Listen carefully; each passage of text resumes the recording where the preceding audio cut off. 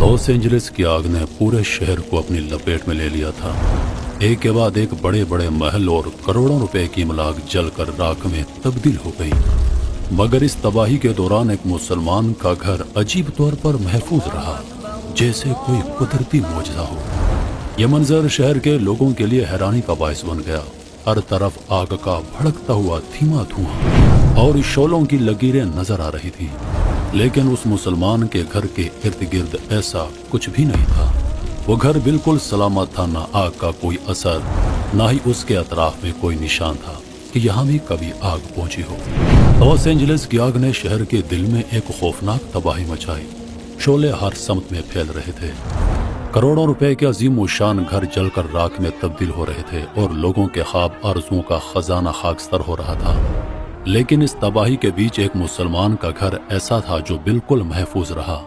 सवाल पैदा हुआ, आखिर ऐसा क्या था कि उस घर की छत महफूज रही जबकि बाकी सब कुछ जल गया? उसकी वजह एक मामूली सी चीज नहीं थी, बल्कि वो एक मुकद्दस और ताकतवर चीज थी जो हर मुसलमान के दिल में बसता है, कुरान मजीद। ये वाकया इस बात का जिंदा मौजज़ा था कि अल्लाह का कलाम अपनी अजमत और बरकत में किस तरह अपने मानने वालों की हिफाजत करता है। लॉस एंजलिस की आग जो 2025 के आगाज में पूरे शहर को अपनी लपेट में ले चुकी थी, एक ऐसी तबाही जिसने बड़े बड़े इलाकों को खाकस्तर कर दिया।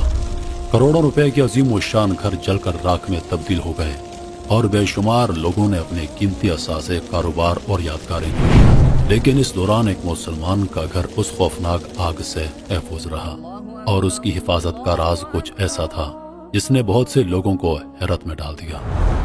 जब तमाम इलाके जले जा रहे थे, उस मुसलमान के घर के बारे में एक बात अहम थी जो दूसरे घरों से मुख्तलिफ थी।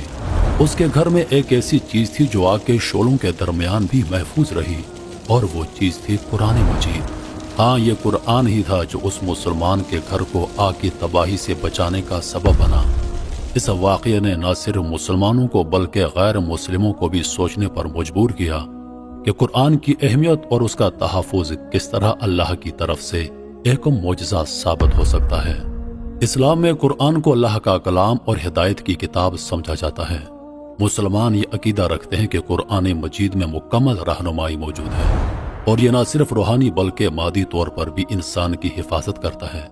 उस मुसलमान ने शायद अपनी जिंदगी में कुरान को बतौर रहनुमाई और हिफाजत की अलामत के तौर पर अपने घर में रखा, और यही कुरान की बरकत थी जिसने उसके घर को उस शदीद आग से बचा लिया। एक मुसलमान का अकीदा है कि जब वो कुरान की तिलावत करते हैं या उसे अपने घर में रखते हैं तो अल्लाह की रहमत और बरकतें उस पर नासिल होती हैं।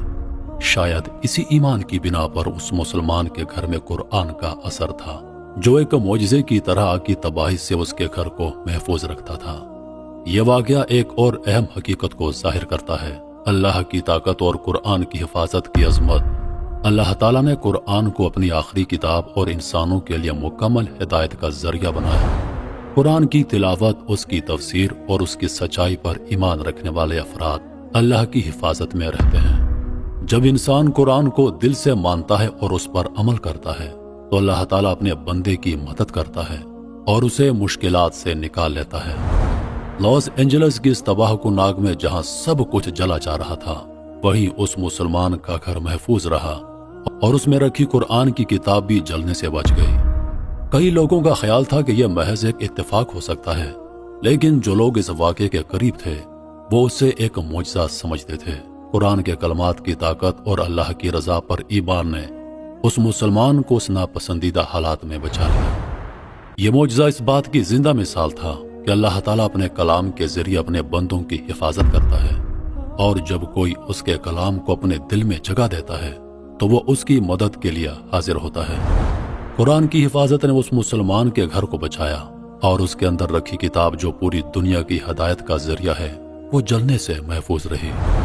ये वाक़या हमें अहम सबक सिखाता है कि ईमान की ताकत और अल्लाह के कलाम की हिफाजत किस कदर अहम है।